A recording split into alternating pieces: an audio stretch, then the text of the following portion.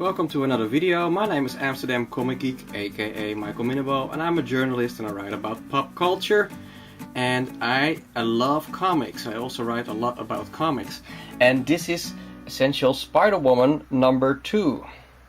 Now, just to be clear, this is the original Spider-Woman, Jessica Drew. And I bought this copy because recently I made a video about the Avengers. And in one of the comics written by Brian Michael Bendis, there was a sequence in which Spider-Woman fought Spider-Man. And it was drawn by Daniel Acuña. And I was fascinated by the look of Spider-Woman. And after reading that sequence I thought, well, I want to read more about Spider-Woman. And I want to know who this character is. Now nowadays you have a lot of Spider-Women walking around in the Marvel Universe. We're not going to talk about them. We're going to talk about the original Spider-Woman. And I bought this Essential because it was on sale. It was $8.50 or something. It was pretty cheap. And even if it was the full price, you get a lot of comics for just, what is it?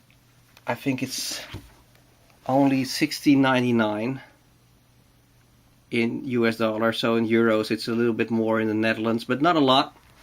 And you get a lot of reading material. Most of the stories in the beginning of this volume are written by Michael Fleischer, and then Chris Claremont takes it over. He takes over the writing duties of Spider-Woman, and I'm very glad he did, because first of all, I'm a big fan of Chris Claremont's work on the X-Men, but I didn't like Michael Fleischer's stories that much, because they're basically, well, very basic actually. We don't see a lot of Spider-Woman out of costume. Jessica Drew hardly has a social life. And it's just Spider-Woman fighting a villain every issue. And she has a little helper, Scotty his name is. He's like a genius, computer genius, and he does a lot of research because Spider-Woman is this bounty hunter, so she fights criminals. That's how she makes her living basically. But Michael Fleischer just concentrates on the superhero stuff, and we hardly get to know who is Jessica Drew. And as soon as Chris Claremont takes over the writing duties, it's getting more interesting. First, because we get rid of Scotty and she moves to San Francisco, which is cool. But also, she's finally out of costume, and we get to know her a little bit, because Claremont uses her supporting cast. She has a friend who is an actress.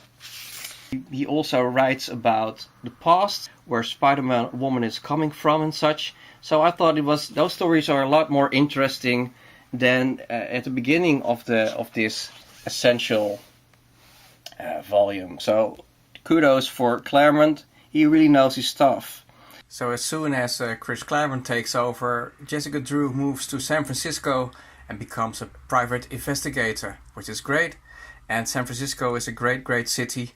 It has a different vibe from New York. It has a different architecture and feel, and also it's a lot more hilly. So it has different visual dynamics, and that makes this comic different from other Marvel comics, and different in a good way. Now the art, most of the art is by Steve Leialoha, if I pronounce that correctly, and I really think he is a great artist. He's doing a great job drawing this comic. There's a lot of great action, and I like the way he draws Spider-Woman, because she looks pretty sensual. She's very sexy. I thought Leialoha is a great artist. He does a great job making Spider-Woman come to life on these pages. You could argue that some of the faces are a bit cartoony sometimes, but it's like a friendly style, and it really gets across the emotions and what the writer wants to get across. And this is the first time Jessica Drew is in San Francisco, and this is the first time we see the building she lives in. And she flies over the roof and gets in, and then she crawls down the wall to her part of the house, her apartment.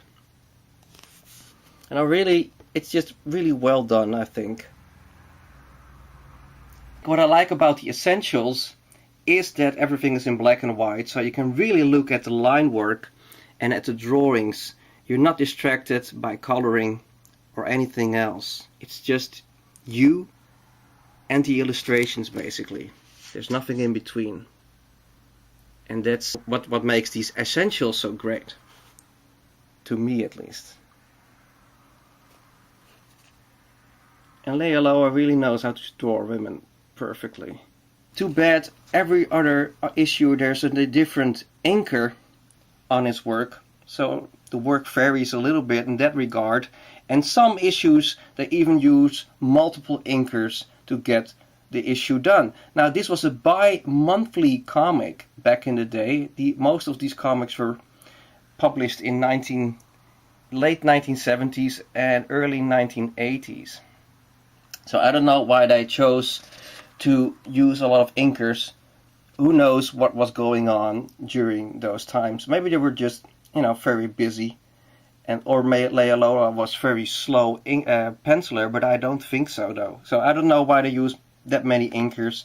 Spider-Man makes a couple of guest appearances, and as soon as Claremont takes over, of course, there are the X-Men, because Claremont wrote the X-Men.